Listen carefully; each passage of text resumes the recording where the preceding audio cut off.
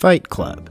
This is what happens when a literary genius hears the joke phrase, "Why are you punching yourself?" and answers with an anarchist psychodrama with a jarring twist. This cult classic is famously a story within a story. You come for the brutal narrative about disaffected Gen Xers beating the crap out of each other, and leave with a mind-bending anarchist epic about a mild-mannered insurance rep who, unbeknownst to himself, is the charismatic leader of a domestic terrorist organization. Thank you, literary genius.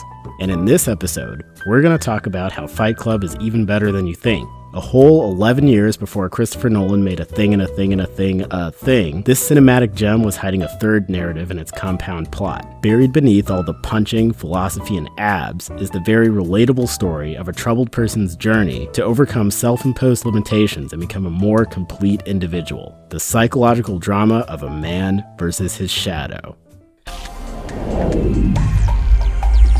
Hello, I'm Willarius the Therapist, founder and CEO of the fictional character Mental Health Co-op, where we diagnose all of your favorite characters from TV shows and video games and provide them with the coping skills necessary to take their mental health issues to Suplex City. Hit the subscribe button to join our treatment team. Today at the Co-op, we are diving into one of the most complex minds we have analyzed on this channel. Our patient, the narrator. Wait, really? That's his name? That's what it says on his insurance card.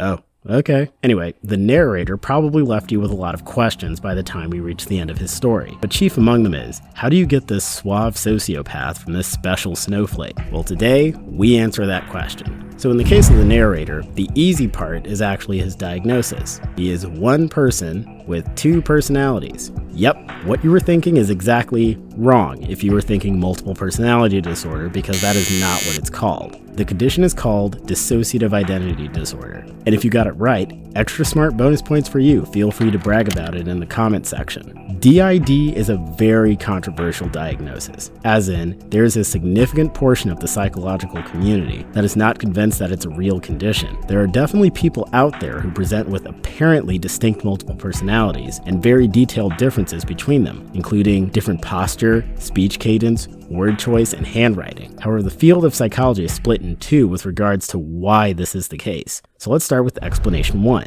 DID is caused by severe childhood trauma, which makes the person's ego split into multiple distinct personalities. So let's test this theory on our enigman.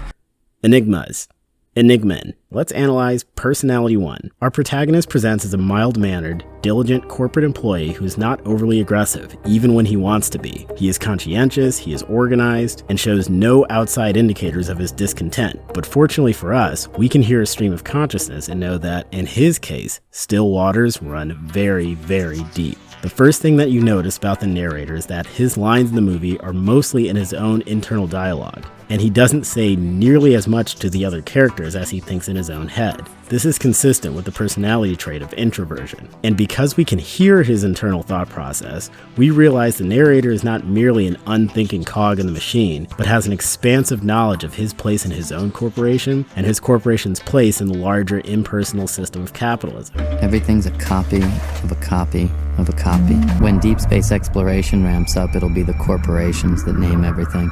He builds a philosophy of the world that is based on his observations of his professional life and is also informed by his own personal history of emotional neglect. Contrary to his buttoned-down exterior, the narrator has a vivid imagination. He's constantly fantasizing catastrophe, confrontation, and connection, the last of which is shown to be very important to him. The narrator is a deeply sensitive person who yearns for emotional connection and to belong to something meaningful. He wants to feel cared for so badly that he's even willing to lie about having testicular cancer to get the emotional closeness he didn't receive as a child. On this channel's very first video, we mentioned the Big 5 personality traits, which is the most commonly used measurement of personality. The Big 5 traits are openness to experience, conscientiousness, extroversion, agreeableness, and neuroticism. Based on his observed behavior, the narrator appears to be moderate on openness, highly conscientious, low in extroversion, highly agreeable, and highly neurotic. So that's the narrator. Now let's take a look at his better half.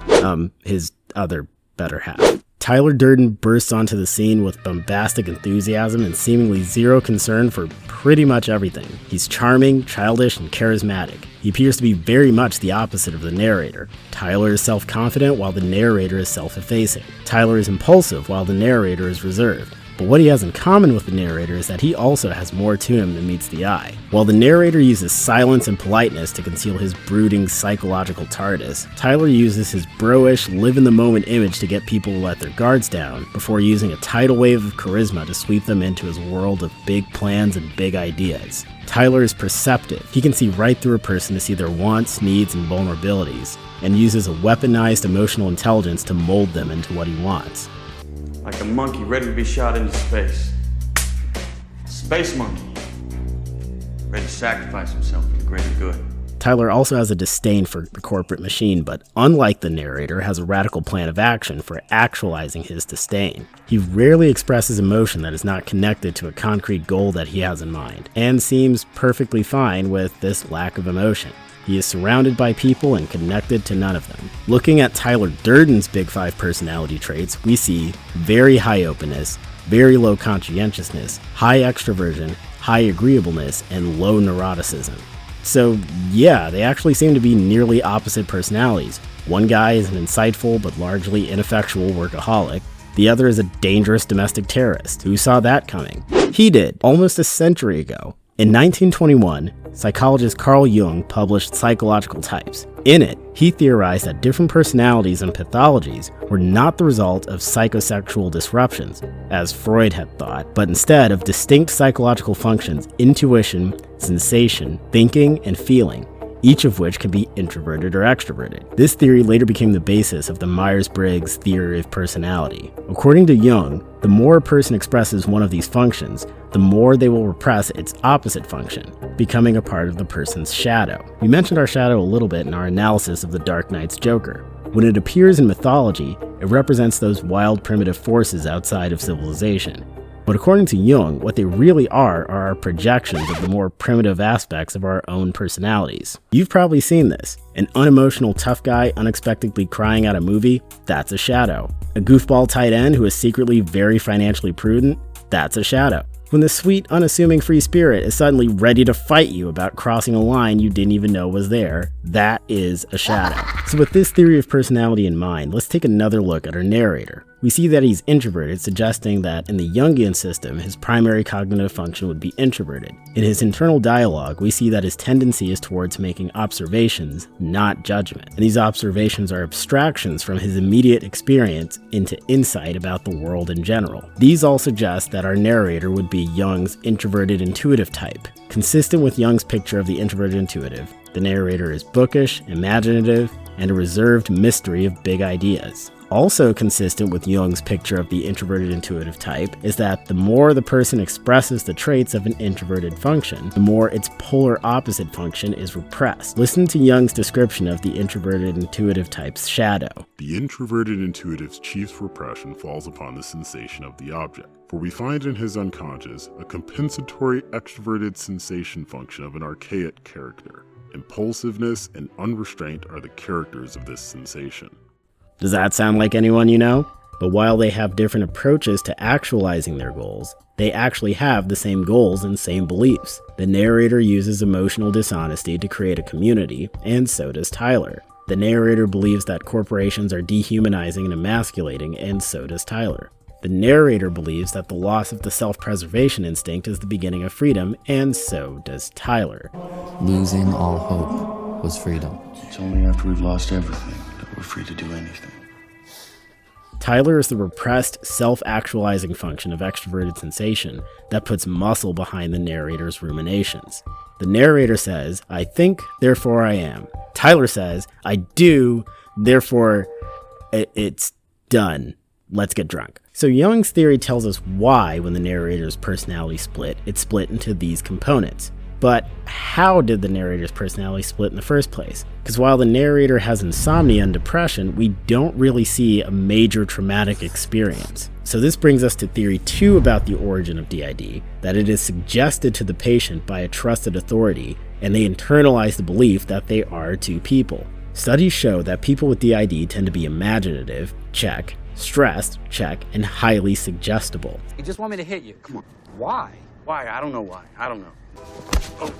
Suggestibility is the tendency to internalize the beliefs of others. And we see from the opening of the film, the narrator has done quite a lot of internalizing outside beliefs. So where did the belief that the narrator was two people come from? It came from society. Throughout the movie, the narrator is struggling with his role in the world. He internalized the belief that, to be good, he has to follow the educational and corporate path laid out to him by others. Hierarchical organizations tend to discourage independent thought and self-assertion, which is why compliance is presented to people as morality. And the narrator desperately wants to be a moral person. So anything in his personality that falls outside of the unrealistic line that he has drawn around the psyche is projected onto the alter ego that he created for himself. All of the narrator's independence, boldness, and courage is repressed into a shadow until it erupts from a powder keg of insomnia, alienation, and sexual frustration. But of course, this is an illusion. Tyler is part of his personality, and he needs him. Without Tyler, the narrator will passively go along with a depersonalized system that he hates. And Tyler also needs the narrator, because without him, he's a dangerous, emotionally manipulative cult leader who gets people killed for no reason. By overcoming the cognitive distortion that his moral center and capacity for impact are incompatible with each other, the narrator is able to become a more healthy, balanced person before going to prison. Alright, exciting announcement. I know that you guys have been waiting for this for a while now, so I'm happy to announce that our next diagnosis will be looking at the Joker. Just kidding, trust me, I know well how DC fans feel about Jared Leto. Subscribe to our channel and click the notification button to see our next diagnosis video, the riveting, Academy Award-winning 2019 Joker. Don't forget to like this video and share with other psychology enthusiasts as we expand our treatment team. If you'd like to learn more about the psychology of personality, click here. I'm Hilarious the Therapist. Thanks for watching.